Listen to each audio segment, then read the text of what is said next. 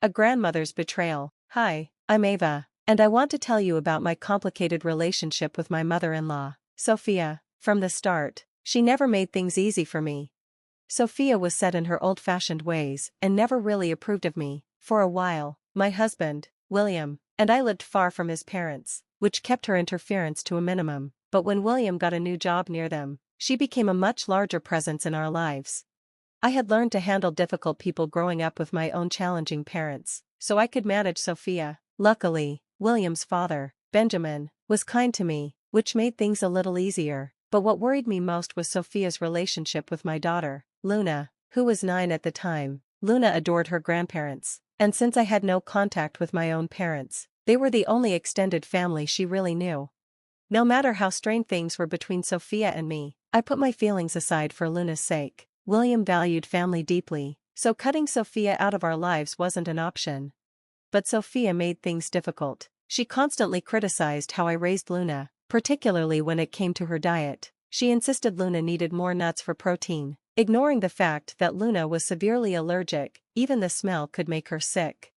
I had told Sophia this countless times, yet she refused to listen. She believed that exposing Luna to nuts would cure her allergy. Even after hearing it directly from the doctor, she dismissed it as nonsense. Worse, she accused me of being a bad mother. "I knew you'd say that, Sophia," I told her one day. "We've spoken to the doctor. Luna's meals are perfectly balanced. Skipping nuts won't hurt her, but eating them could be dangerous." Sophia didn't budge. She continued pushing her outdated beliefs and even attempted to get Luna to eat nuts behind my back. Thankfully, Luna knew better and always refused. But I couldn't shake the fear that one day Sophia might cross the line. One evening, I brought up my concerns with William. "I'm really worried about leaving Luna alone with your mother," I admitted. "What if she gives Luna something she's allergic to? She truly believes she's helping." William sighed. "Ava, my mom has strong opinions, but she knows her limits, and Dad is always there to step in if needed. We can't just cut them out of Luna's life. She loves being with them." "But Sophia keeps ignoring Luna's allergies. I'm terrified every time she's alone with them," I argued. "Relax, Ava, I'll talk to her," he promised. "She'll listen to me." I wanted to believe him. Luna adored her grandparents, and I didn't want to take that away from her. As long as she felt safe with them, I wouldn't interfere. But I had no idea what was coming. The birthday that changed everything. Luna's 11th birthday arrived, and we invited Benjamin and Sophia to the party. Sophia seemed unusually excited about it, which put me on edge. When they showed up early, something Sophia never did, I felt even more uneasy. She handed Luna a large, beautifully wrapped present. "Happy birthday, sweetheart. Grandma got you something very special," she said, beaming. Luna's face lit up. "Thank you, Grandma." Benjamin chuckled. "That's a big one. What's inside?" "No clue," he admitted. "Sophia kept it a secret from me too." Sophia smirked. "Go on, Luna. Open it now. I want you to see what Grandma got you before the cake." I hesitated. "We're opening gifts after the cake, Sophia. Let's wait for the rest of Luna's friends to arrive." Sophia's face darkened. "No, she needs to open mine first. That's why I came early." Luna, too excited to notice the tension, clutched the package eagerly. I didn't want to disappoint her on her birthday, so I relented. Had I known what was coming, I would have never let her open it. Luna tore off the wrapping paper, revealing a large cake with her name elegantly written in icing. She gasped in delight. "Wow, Grandma, this looks amazing." Then, in an instant, her joy turned to horror. Her face paled, her hands trembled, then she collapsed. Panic surged through me as I rushed to her side. Her throat was swelling, her skin turning blotchy. William bolted to grab the epinephrine shot while someone frantically called for an ambulance. My heart pounded as I turned to Sophia, my voice shaking with fury and fear. "What did you put in that cake?" Sophia feigned innocence. "I don't know what's happening. It's just a regular cake." I clenched my fists. "Luna was fine a minute ago. You know she's allergic. What did you put in there?" She scoffed. "Oh, don't start blaming me, Ava. Maybe this is your fault. You've been neglecting her nutrition, and now she's paying for it." I couldn't believe what I was hearing. Ignoring her lies, I grabbed the EpiPen and injected it into Luna's thigh. Her swelling subsided slightly, but she remained unconscious. She needed a hospital, now. As the paramedics arrived and took Luna away, one thing was painfully clear. Sophia hadn't just ignored Luna's allergy, She had deliberately poisoned her own granddaughter. And I would never forgive her. A mother's wrath. Luna had to stay in the hospital overnight to fully recover. The room was heavy with worry, my eyes brimmed with tears, and even William, usually composed, looked close to breaking. Sophia, already in tears, sat nervously in the corner, looking shaken, but I couldn't focus on her, not yet. Instead, I turned to the cake, the very thing that had nearly stolen my daughter from me. Something inside me demanded to know the truth. With trembling hands, I cut it open. What I saw made my blood run cold. Hidden within the cake were crushed nuts, mixed into the layers. I turned to Sophia, my fury boiling over. "Sophia, what were you thinking?" I shouted, my voice shaking with rage. "I warned you over and over. You knew Luna was allergic, and you still put nuts in the cake. You put her life at risk. Why?" Sophia, eyes wide, shook her head. "I didn't mean to hurt her. I only wanted to help." "Help?" I spat. "You poisoned my daughter. How is that helping?" "I just thought Ava was being too strict about Luna's diet," she argued, glancing toward William for support. "I wanted to expose her little by little so she could build immunity. You all act like I'm the villain, but I was only trying to do what was best for my granddaughter." I could barely believe what I was hearing. "Are you insane?" William thundered, stepping beside me. "She could have died." "Mom, who gave you the right to decide how to handle her allergies? You ignored medical advice, ignored us, and look where it got you." Sophia scoffed. "You're all overreacting. It's not like I gave her poison. Kids grow out of allergies all the time, and now you're just using this as an excuse to turn my own son against me." My hands clenched into fists. "You still don't get it. Luna could have died today. That's not an overreaction, that's a fact, and if I have anything to say about it, you'll be facing consequences for this." At that moment, the ambulance arrived, and paramedics rushed to stabilize Luna before taking her to the hospital. William and I followed close behind, my mind racing with fury and fear. A line crossed. The doctors assured us Luna would be okay, but she needed time to regain consciousness. The relief I felt was overwhelming, and I collapsed into William's arms, letting the tears finally fall. After gathering myself, I called Benjamin to update him. "Luna is stable," I told him. "She's not awake yet, but the doctors are optimistic." Benjamin exhaled in relief, "Thank God." But my anger hadn't subsided. I turned to William, my voice shaking with raw emotion. "I will never forgive her for this," I said. "She put our daughter's life at risk over some twisted power play." William's expression darkened. "I never thought my own mother would do something like this. I wouldn't have believed it if I hadn't seen it myself. She didn't care about Luna, she only cared about proving you wrong." He let out a heavy sigh. "I should have done more to stop her. I failed as a husband and as a father." "You see it now, don't you?" I whispered. "She's dangerous." He nodded, guilt written all over his face. "And I won't let her hurt our family again." For the first time, I saw the weight of reality settle on William's shoulders. Even Benjamin, who had always defended Sophia, had reached his limit. This time, she had gone too far. And we were done giving her second chances.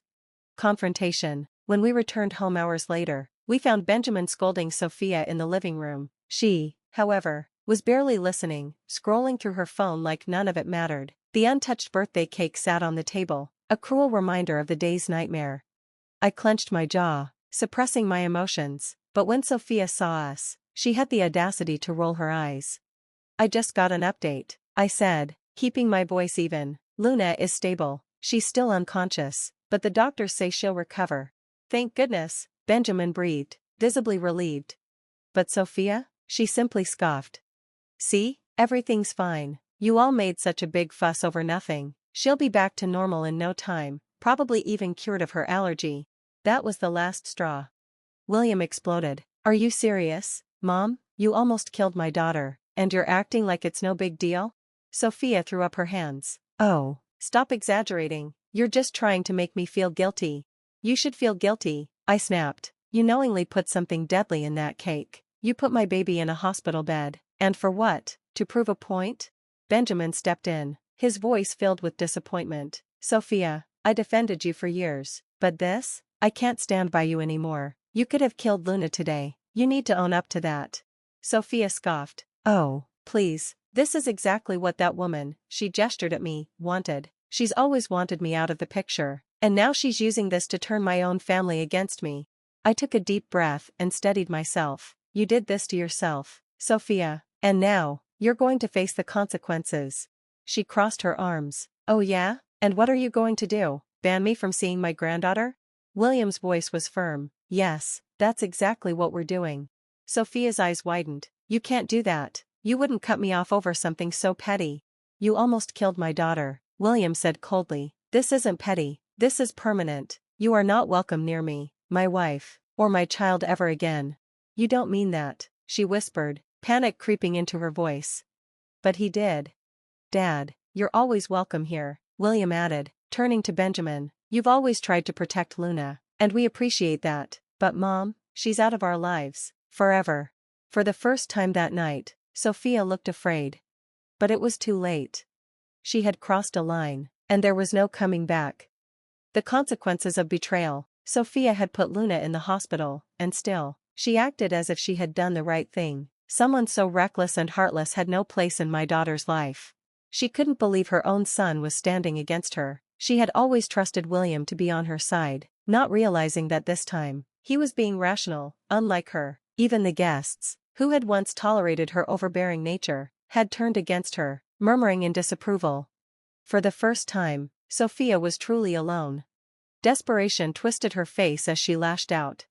This is all your fault, Ava, she shrieked. You turned everyone against me. I'll never forgive you for this. Her voice trembled with rage. You should be the one begging for our forgiveness. You've ruined your own reputation. And now you think you can keep me from Luna? I'll sue you for grandparents' rights. I'll take you to court, and the judge will force you to let me see her. Just wait and see. I don't need anyone on my side.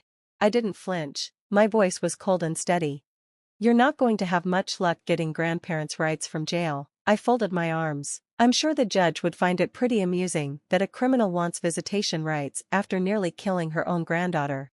Sophia's bravado faltered. Jail? What are you talking about? Her laugh was thin and nervous. I didn't do anything wrong. You knowingly exposed a child to allergens. I said, that's a crime, Sophia. It's considered a form of poisoning. William and I knew that, and that's why we already called the police. Her face drained of color. And look, here they come now to arrest you. The front door swung open, and 2 uniformed officers stepped inside. Sophia gasped, shaking her head in disbelief. No, you're lying. This can't be happening. She turned to us, her wild eyes pleading. Please, you can't do this to me.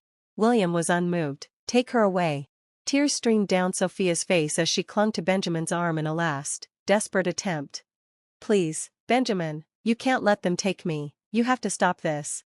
But Benjamin shook his head, his voice heavy with disappointment. When my wife does something unforgivable, I won't protect her. I warned you for years to change, Sophia, but you never listened. And now, you put our granddaughter in danger.